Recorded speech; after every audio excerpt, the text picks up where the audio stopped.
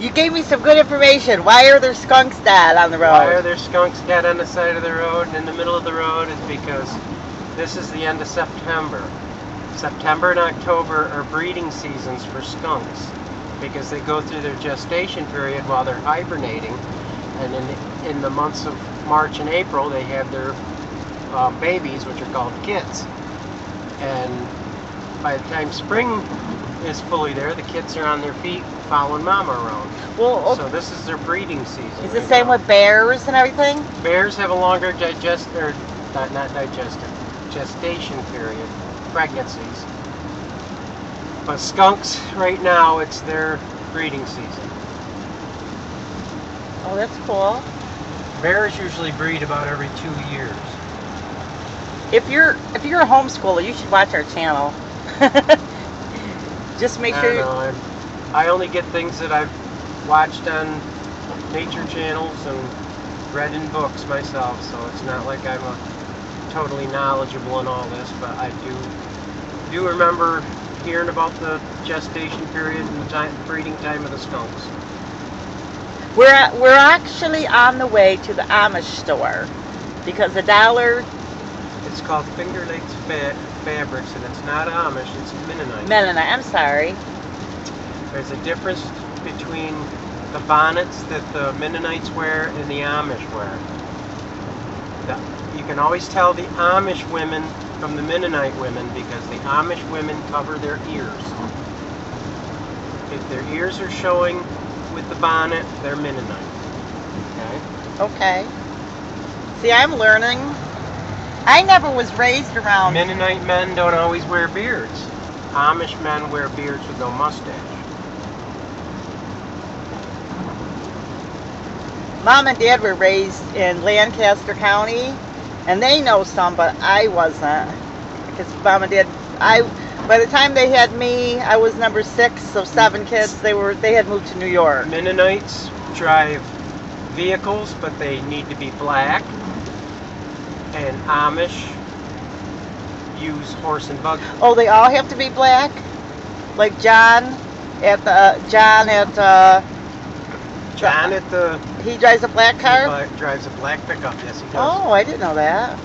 They had to be black. When they buy a vehicle, it needs to be black. Do Mennonites have cell phones? Yeah. The Mennonites have just about everything you have. I think they act just like us, only they're... But their religion is tied into the same as the... But they have electricity Amish, too, don't they? The Amish don't use modern appliances and things. They live by the old wood stoves and cook on the old wood stoves, and they don't have gas stoves and electric lights and things like that. Well, we're coming up to the Mennonite.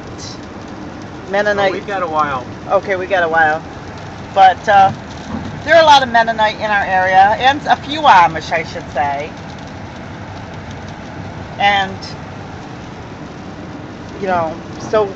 we have a few people that we know by name. But you don't make the mistake of walking up to an Amish person and telling them they're Mennonite, and you don't do the same with the Mennonites because they laugh at you for your ignorance. They don't laugh at you to be mean, but they laugh because you don't know what you're talking about. So you have to do a little bit of research in how to tell them apart. Well, we have the culture in this area. I've talked about this before on a video. I love it because there's so many. It's a different kind of thing. Like it's a big melting pot. It is a big melting pot here. We have the Jamaicans, we have the Mexicans, we have I just have never seen any Amish, Mennonite, country boys. I haven't seen any Muslims out this way, but we don't have any city. We don't have city here though. I mean, we're not in the city. No, but that's the one thing we don't have is we don't have the city, but we have different other type of people. It's just it's people the same. From India live out here.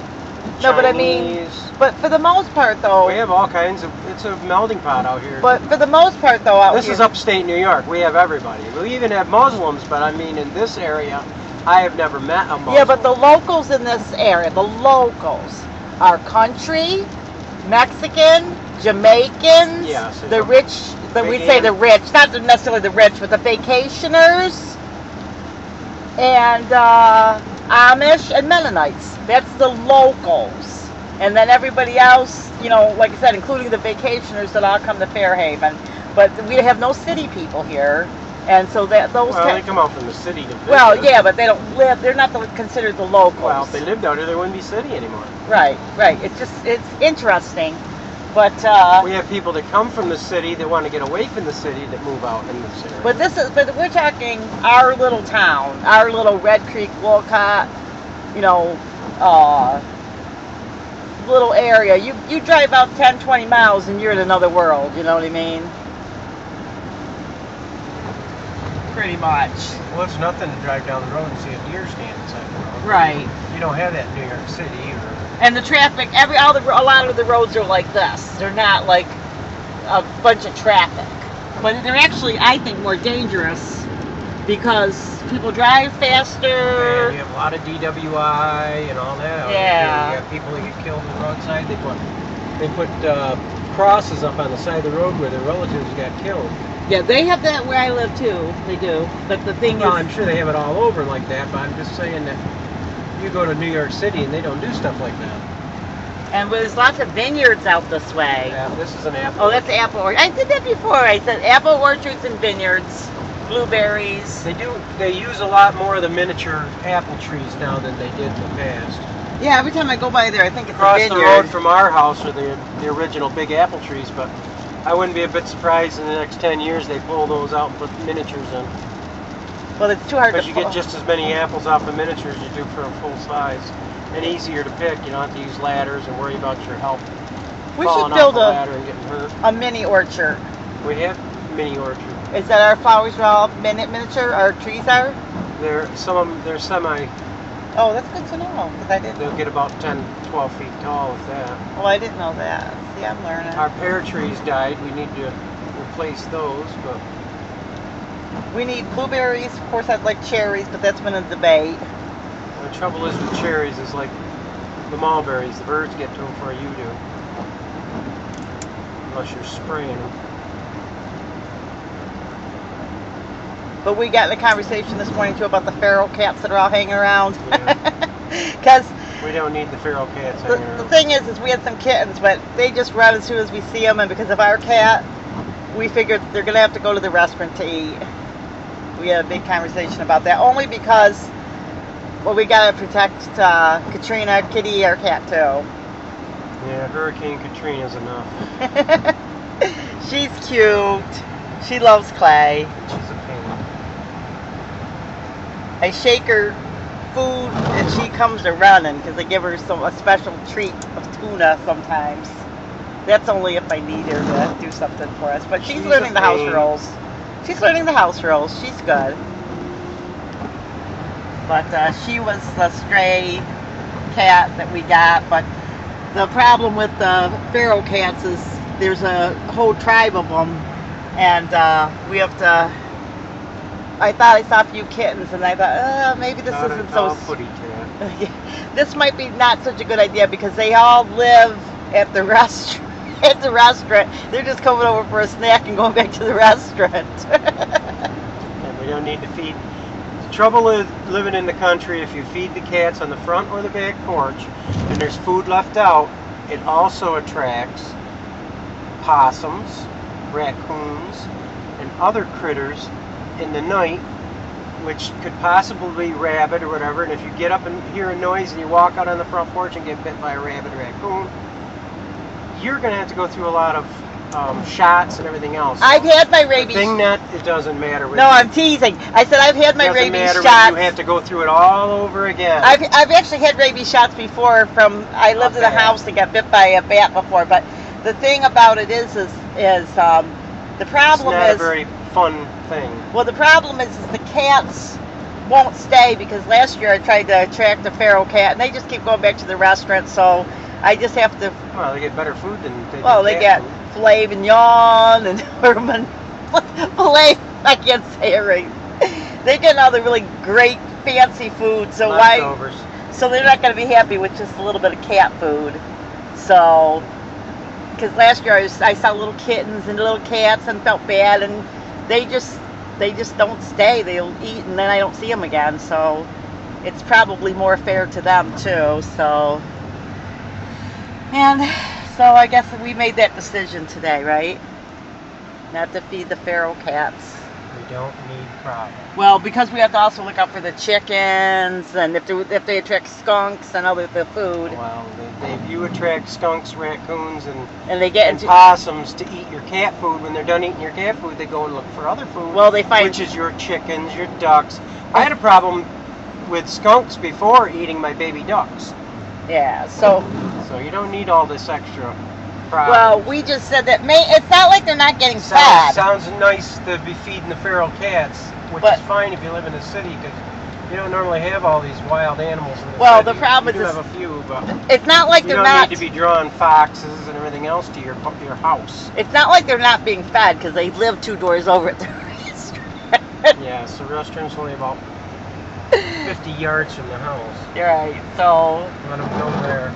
so they have and I'm sure that but it's just because of the fact that we have all the other animals, we have to think about the whole farm. So anyway, on other farms it may be different, but here we just have to watch out because I have seen foxes and stuff like that, not on the farm but in the area and stuff. So we just gotta watch You know it. the song, What's the Fox Say?